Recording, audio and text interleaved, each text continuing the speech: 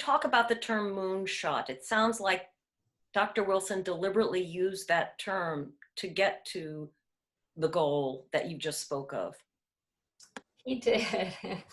Yeah.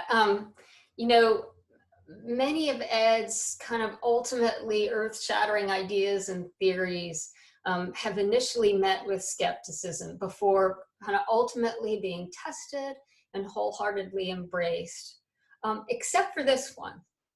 It's being received really well. And sometimes Ed will say he was surprised by the warm reception that we received to Half Earth, especially when he first began speaking about it to large gatherings of scientists, such as those at the big international IUCN meeting in Hawaii. But Half Earth is a campaign that was introduced at the right moment, when many scientists were already coalescing around this target. And Ed offered a way for them to join together to work towards this goal. In some ways, it's surprising, right? Because this kind of scientific consensus is extraordinary. But his surprise is also an expression of his own humility. I think he's always imagined that, presented with a moonshot goal, we'd each together use our unique experience and expertise to drive conservation efforts to a new level.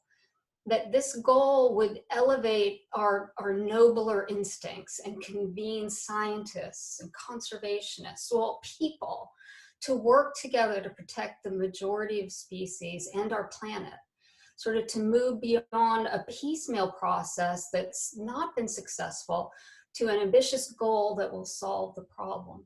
And he absolutely means to evoke and create a JFK-like moonshot, a grand goal that we would all work together to achieve.